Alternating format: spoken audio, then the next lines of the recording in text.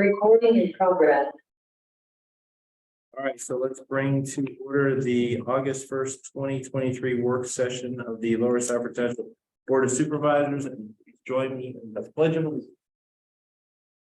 Pledge allegiance to the flag of the United States and to the republic for which it stands, one nation, indivisible, with All right, first up, Mr. Doug Jones, Public Works Director. Good morning. Yes, sir. Just an update on some projects. The streetlight replacement program, all the installations are completed. And training for the lighting management system is scheduled for the week of August 14th. So we're moving closer to wrapping that project up. The Oliver Road basins, Park Avenue basins. There's some punch list items that need to be completed, and there's also some discussions as to whether they're finished with their portion of the work. So we're still trying to iron all those details out. So, Grass seed and mulch in the future over there, or? yes, Okay, yeah, once we okay. figure out that they're completed. Alfred, is there any landscaping going in with this? Don't recall. Yeah, I didn't know if they got planted in the bottom, or it was just a seed mix that went in the bottom of those things. I think it's just Seed mix. yeah. Our resurfacing program, all the Cape Seal roads are completed except for Arrow Lane. There was an issue with Pico Power on Flint Drive, where the 2 days before we were scheduled to do Arrow Lane, Pico shows up with a temporary trailer. It has a spool of temporary wire on it. They ran from transformer on Arrow Lane through the rear yards to a transformer on Flint Drive because they had an underground fault. Yeah. So now they're in the process of replacing all the underground cable from Holly's cul-de-sac on the south side of Yoder.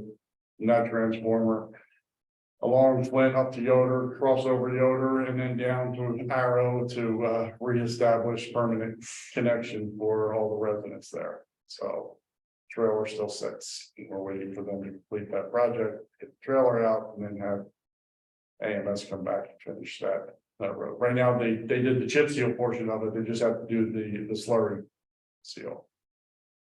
So residents on Pioneer Circle aren't very happy with the Cape Seal process. I don't know if any of you have heard, but yeah, they're not real thrilled with it was better before than it is now. And hearing those kinds of things. A lot of it is the scuff marks and it's just not a perfect process. I keep encouraging anyone I talk to go look at some of the other roads that we've done in years past. And so they can see what their road's gonna look like, next year at this time. So sometimes it works, sometimes it doesn't. So Thank you for talking with them as well. But yeah, no problem. It's funny that just, I've heard from more people from Pioneer Circle than I have every other road combined. It's just odd how this kind of happens. And they're supposed to be pioneers. Yeah, I've ran into some people who live over in Summerwind, and I think their only thing is every time they pull out of their driveway and to turn, it's a scuff mark in the roadway for a while. It is, and they will all wear in and fade Exactly. away over time as the process kind of gets in and the road will become smoother. I tell everyone it's absolutely at its worst when it's first done. I mean, Over time, it gets better. I'd be lying if I said I understood the process prior to you. I guess it was a few years ago, really explaining the whole idea of a Cape Seal. And in that time, I've seen, the outcome after a year, as you say, and one of the things you pointed out is the first thing you'll see is complaints of rollerblading and stuff like that. While it is bothersome, I hope people will see that we have a long-term goal. Yeah, and I try to explain to people that it's a third of the cost of the mill and overlay. So when we're trying to stretch our dollars and kind of catch up on, a lot of the roads that that we haven't paid enough attention to over the years, that it's difficult to do that and stay within our means or within our financial resources. So kind of put all the pieces together and they kind of understand. They're still not happy, but they get it. We hope people will continue to reach out to get an explanation so they have an idea. official idea of what it was. Yeah, I think there was maybe some confusion or not everybody got the letter that I sent on Pioneer. And just rethinking my letter, I think I need to be a little bit more descriptive as to what the process is. Or what the finished product's gonna look like and, you know, those kinds of things, so that better manage the expectations. We originally planned on doing some Nova chip on Moyer and Landis roads. Unfortunately, we're just not ready for that work to be done, so I'd like to defer that until 2024. We still have handicap ramps to do on Moyer Road, and we also have a corrugated metal pipe that's, you know, rotted on Moyer right there at Oak Ridge Drive that we need to replace. So I request that we defer that until next year. What I would like to do instead is some additional base repairs on Morris Road. The section between Letter Rock and Schlotzer Road is probably by far our worst road as far as potholes. And just the overall condition. Again, it's you know, the chip seal after chip seal, after chip seal, and then finally it's just starting to delaminate. And we're getting these potholes that are, you know, 3/4 of an inch deep. That if left unattended would, I think, really cause us problems if we do get a hard winter. So what I'd like to do is use our existing equipment rental contract that we have and have Sachs and Sons come in and do the base repairs on that road, use liquid fuels funds, so it would be a PennDOT project that we would have to go through to get approval for that, but that shouldn't be any issue. Just a little bit more. Stormwater projects, I Can we go mentioned. back, can we go back to, I guess, Moyer, because it looks like we did some base repair out there We in did. different spots. Are you gonna restripe out there in the interim? The school zone Yeah. legends, yes, Okay, thanks. Yeah. That's guys are working on. I saw them out there today, so. Yeah. Not there, but other locations. Yeah, that's on the list. Okay. Stormwater projects, we talked about Moyer Road and Oak Ridge Lane, there's, you know, elliptical corrugated metal pipe there that's deteriorating. Crosses Moyer Road that we want to replace. This will require a 24-hour closure. At least for a period of time, I'm not sure exactly how, it depends on how quickly things go. There are a number of utilities that we need to work around, so we want to be prepared for that, so. We're looking to schedule that for the week of August 14th. So that we get it done before school, we'll put all the appropriate signage out, we'll put the message boards out. To let people know and then make sure that everybody. It's posted properly, it's closed properly, it's, you know, the detours are up, you know, the whole 9 yards. So we're working on that at this point.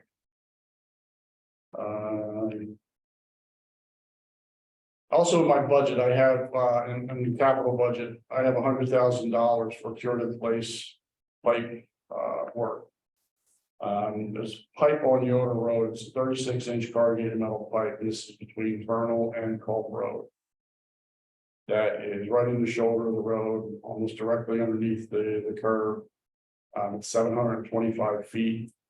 To dig and replace that would probably be a 2 to 3 week project where we would have, you know, Yoder Road closed for that period of time.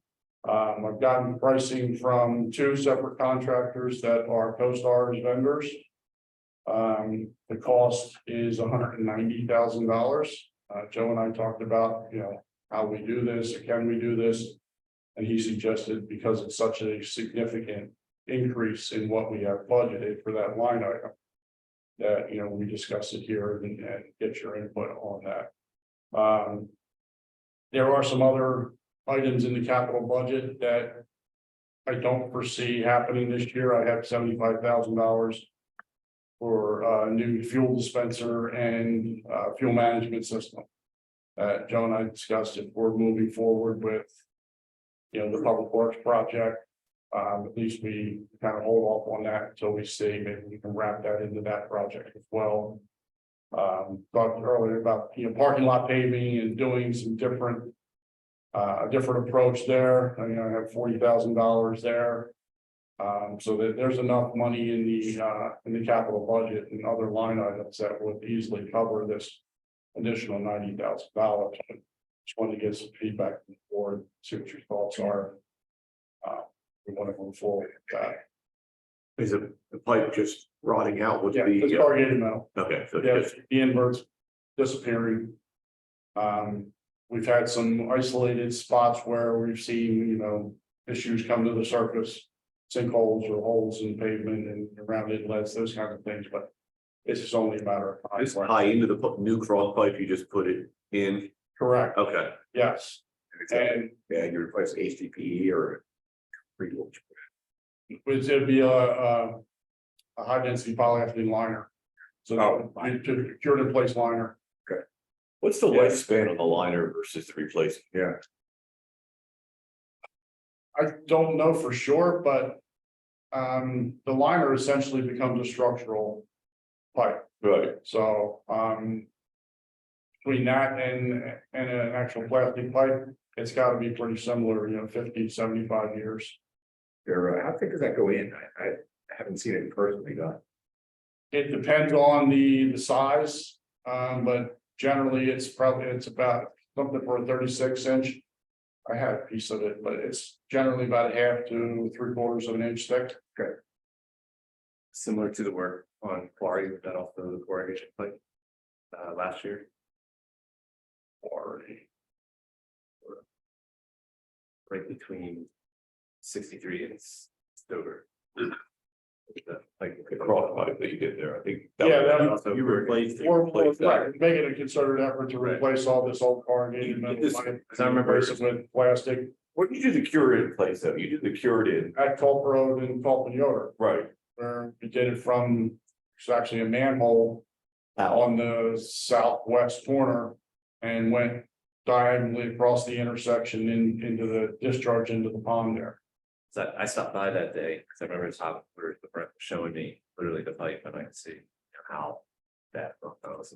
Yeah, I have a bunch of pictures where you see after the pipe's, taken out, there's just nothing left of the bottom of it. Eventually, what happens is, because there's no bottom, as water and stormwater go through it, it goes outside the pipe, and then once it recedes, it washes all the fines and everything down with it, so it creates these voids, and sooner or later, everything, these voids end up coming to the surface. You end up with sinkholes and things of that nature.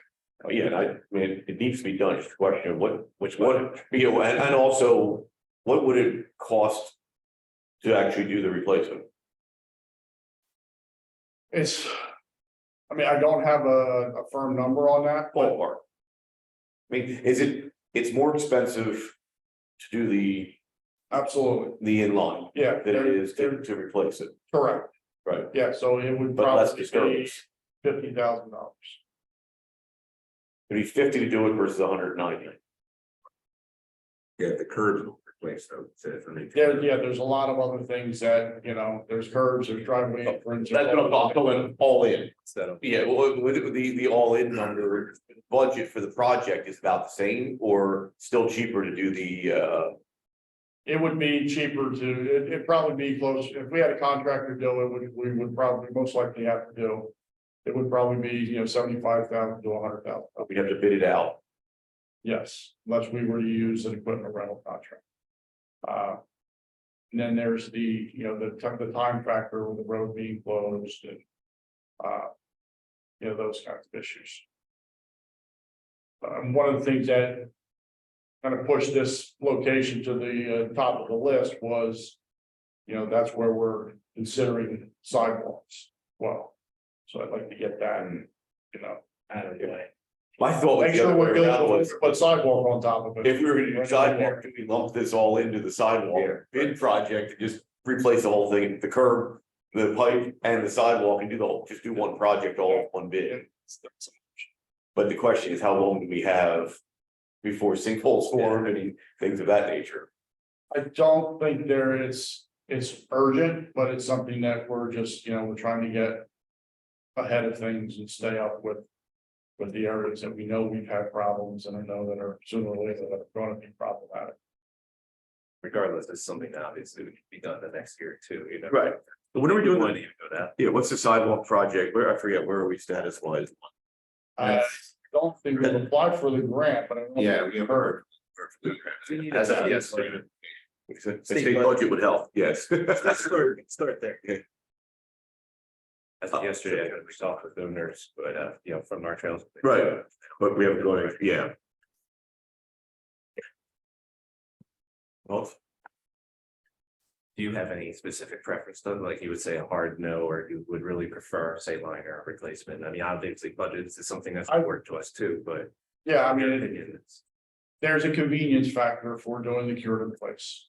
You know, and how you measure that, it's different for everybody. So, you know, but again, looking at closing the road for 2 weeks.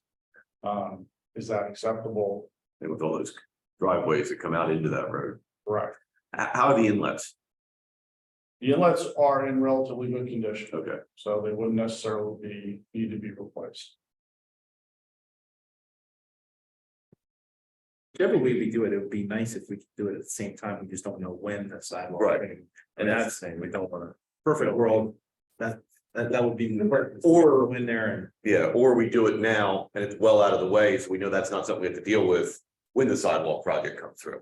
It's, you know. But it wouldn't make sense to do it 6 months before, like, you would, yeah. Antagonize those neighbors for an entire summer wouldn't be the best call, I don't think. Right. And you can get that done, how long, the cured in place process, how long do they have to? Probably 3 days. It's getting it out. Yeah. Yeah, I mean, the only question with that size change, should we do a voted on budget amendment? Yeah, I would recommend it. Yeah.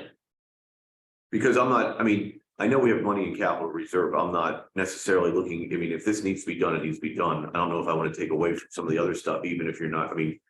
I would just allocate the additional funds to it out of a budget amendment, and if we have some deferred Well- for next year, so be it. In. Probably finding other projects that would stay within the budgeted amount. For the cured in place, and then just defer this until 2024 and then budget an appropriate amount. Well, then you'd have we'd also have a better idea on that. Trail, Trail. yeah. It also might be, and again, I'm not sure, we don't. Side. I did keep in place or do that project. It may be good timing wise for school as well, as we're discussing now, school will get underway, let's close that road that. Years, I don't know. Definitely probably. Right, we was still. Yeah. I mean, it wouldn't be a total closure, I mean, for the cured in place. We'd have to dig a couple of excavation pits. For them to insert, you know, the liner. But there'd be enough room there to accommodate bus traffic. So that wouldn't be an issue. We would just most likely detour the through traffic so that, you know, it just makes it a little safer and a little easier for everybody. I would be inclined to take the 100,000 and do something else this year. Okay. Put that in the budget for next year, unless you're telling me that we have a danger of a No. cold winter and sinkholes forming on Cold Road, you know, on Yoder Road, which is obviously a busy thoroughfare that we don't want to have that a big immediate. No, we're not at that point yet. Okay, but So we have a little bit of time. this should be a first thing next summer Yeah. type project if we can allocate the funds for it. And you feel okay going another year? Yeah. Using Oh, absolutely. kind of them. I said, we've got, had some minor issues around one of the inlets that we'll have to keep an eye on, but overall, it's not in any danger of collapsing or having any major issues that rear their heads. Okay. Okay, Thank you, good way to go. thank you. Thank you. Our new facility feasibility study, the design team presented the initial concept plans to staff. After meeting with all the stakeholders, currently working on revisions to present to staff on Friday. Stakeholder meeting is scheduled for Friday, August 11th. So we'll move forward with that. Southwood Quarry, EPA's finalizing their remediation plans. And if you recall, they came before the board and asked for permission to close Quarry Road between Morris and Upper Mainland. It looks like it's going to be at least a 12-month closure. Beginning in June of next year. So they're trying to coordinate the timing with school as best they can, but you know, it's just. it's gonna be closed for an entire year. So. On your agenda for tomorrow night is the consortium contracts for approval. For the leaf bags, for fuel and for heating oil. Department activities, we're working on. Repainting all the lines from the Cape Seal work. There's just an astronomical number of speed humps in the golf course. And on Championship Drive alone, there are 14. It boggles my mind, but it is what it is. So we're repainting all those and making sure that they're good. And also doing the ones in Summerlin and some other work that we have to refreshing some of the lines. The courts at Booker Park were just resurfaced in the last couple of days. We have some pictures. The challenge that we ran into with their Booker Park was the severity of the cracks on the courts. So we were struggling with figuring out a way and working with our supplier to make sure that these cracks are not going to reflect through. We're still not 100% sure. That's why we're only going to be using the one color at this point. Once we're sure that we're not going to have any issue moving forward, then we may add some additional colors to it to kind of make it look nicer.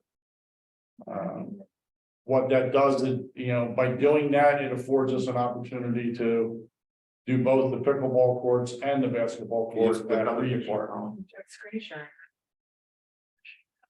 That's okay. I'll have more pictures, next month. So we're working on it. We've got the posts installed at for the pickleball courts at Reed, so we're working on that as well.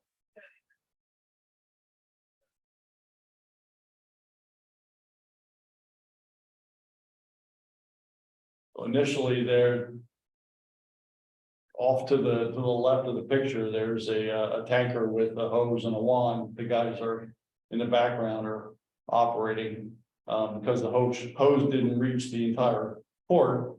We had the bucket. So we had a bucket brigade going to put the material down and then just squeegee behind it. What is it to? I don't even know, Tom. Almost looks like you're boxing in local touch. Yeah, it looks like, and it's very expensive, whatever it is. 12,000 to get that. Yeah, we got a price from a contractor to do those courts, and it was $60,000.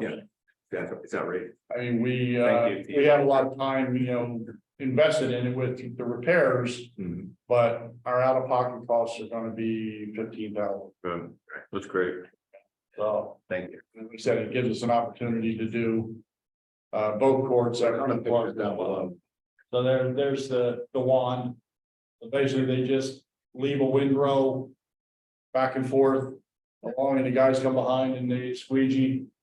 And that was, yesterday with the lines on it. The original plan was to fill in the different colors in the, in the key and, the 3-point area, that kind of stuff, but. Yeah. But I think it's, What'd you do to repair the cracks? they have some kind of material that they mix up that's a combination of cement, sand, and this liquid that they supply. Yeah. And the challenge that we had is that we made the mistake of crack sealing the cracks with the rubberized cracks, which this stuff doesn't bond to. Oh, great. So then we had to grind all the cracks out and get down to a point where we could then put a couple of coats of this patch material. So it looks like it's gonna hold up, so Good. even if That's some of great. the cracks reflect through, they make a crack repair that's kind of like a caulk. Yeah. That you can just squeeze into, the minor cracks to keep them from spreading. I had no idea that you could even do that. There's other tennis courts I see going all the time that they have to mill them. Just mill all the material out and start over because they have such issues with it. Yeah, the challenge that we're gonna have that kind of dilemma when we look at the hockey rink at Booper, because there we've got significant cracking and it's wide, Yeah. it's 1.5 inches.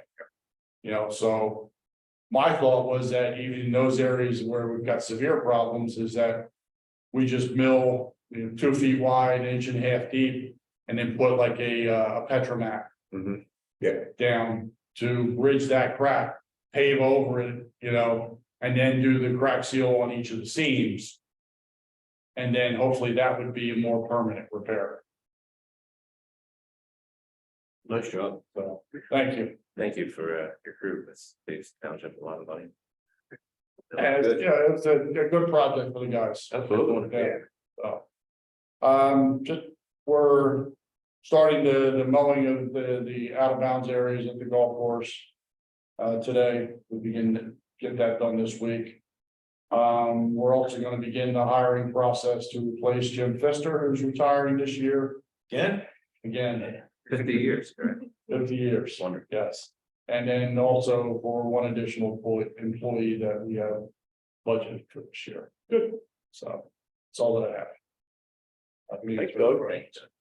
You've been question about streetlights. I think it was our last meeting. We spoke about some kind of inventory process, possible trees or. Yes. I think aside from using list. Just the way, because we have a process of receiving. Which should be minimal now, LEDs. Right. Lights out. If they're gonna be tracked by location, address. HOA versus, township owned town. So I think somebody put. So whatever it ends up being. We don't have a traffic unit anymore, but event, for the officers who get those calls. Process. Right. Instead of. Contact with them. Yeah, right now all the installations are under warranty. So once we determine exactly when that warranty ends. Everything should come through me and Well, then. it'll go to me, but. Right. But once we get beyond the warranty period, if the officers know or become aware of an outage, then they can just reach out to Higgins. Higgins will be the maintenance contractor, that's part of the agreement that we have with them. If, the bulbs going out should be less of an issue, but a pole gets hit. So. Right. If it was a bucket in. Still considered, HOA or. I don't recall. There was an odd route, but there's some definitive list. What's ours, what's. HOA. And this will all be, what they're gonna provide us will all be able to be incorporated into our GIS system anyway, so. It should, Are they like tracking, like, which lights are on and off, like, should it? That- One goes out, that's the lighting management system that we're gonna be doing training on in a couple of years. So, okay, well, that's. But maybe Yeah, that's- build it. if somebody from your staff would want to attend that, make arrangements for that as well. So, Probably my board, but Jeffrey. okay. I'll reach out to them, and get their schedules. Good. Thank you. Peter? Anything else for Mr. Jones? Thanks, Doug. Brief updates that we're gonna put under personnel executive session. So Very good. I yielded the rest of my time.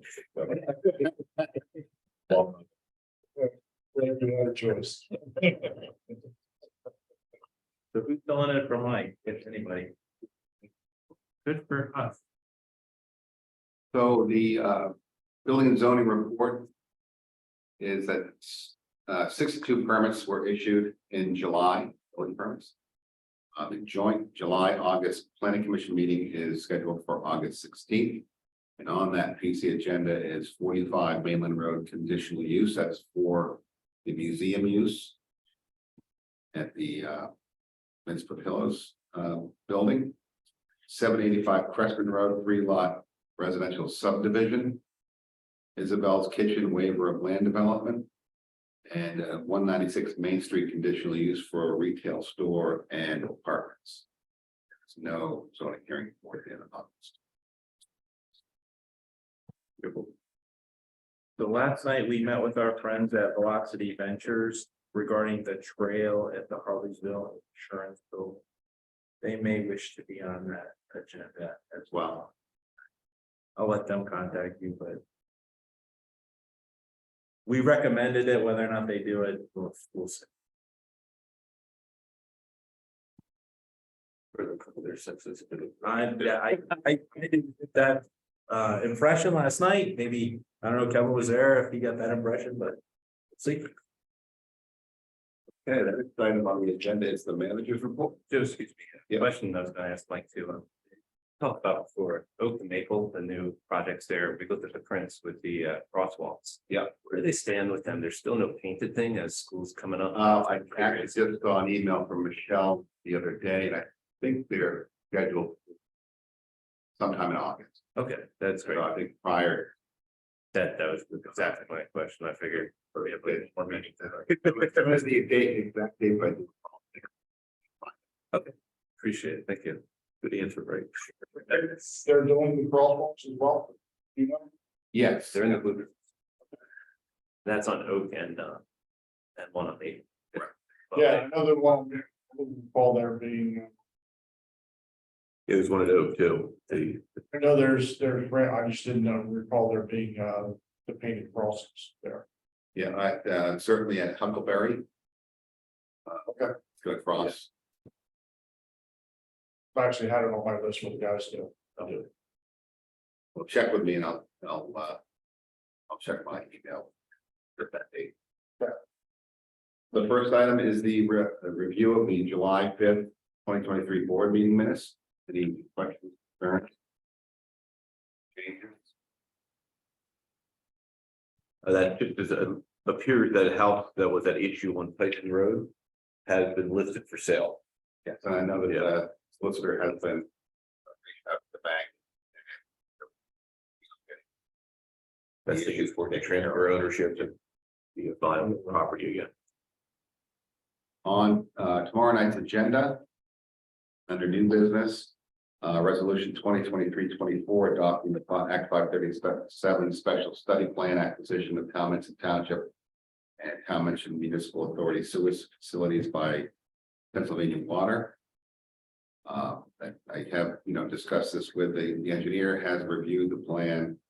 And that there are no changes for Lower Suffolk Township under the plan. Basically, this is a change of name of operators. It's still 18 residences or customers who are serviced by comments, and that will not change. And this plan still has them being serviced by comments. Dave, do you have any comments from the authority regarding this? Not that I know of. I spoke with Connie, they've been in Yeah. many discussions with them over this and getting the plan straight. Thank you, really, no big concern. Her concern was they kept asking the same questions over and over. She kept giving me answers and I asked again. Sir. Resolution 2023-05, acceptance of the Windsor Drive extension and newly constructed Grazing Lane and Theodore Circle. That's reserved at Salford. A motion authorizing the maintenance agreement for reserve at Salford. Motion to accept the bid awards for petroleum traders for the consortium fuel contract. Motion to accept the bid to Wilson and Wallingford for the consortium heating oil contract. And a motion to accept the bid for MID hardware for the 2023-24 leaf bag consortium contract. Final item on the agenda for tomorrow is a motion to approve fire police assistance to Upper Salford Township for the old Goshen pump and Easter pick Saturday, September. On the road dedication, Yeah. You immediately then obviously get those listed for liquid fuels, so they'll be covered for the. That's the way. Yep. Okay. That's one of the reasons why we're trying to get it. That's what, Yeah. yeah. Okay. And that's it under the manager's report. One other comment is, Connie is looking to retire. Probably within the next year or so. If anybody knows anybody that would be good in that position. I don't see how we ever replace her for everything she does over there, but if anybody has any suggestions, yeah, appreciate it. Don't let her retire. I know, I kept telling her that. She retired in like 23 years. That's right. So, if anybody knows anybody, please. All right, anything else? That's it. We do have a call for executive session. Yes, we do. We're not on personnel and Excellent.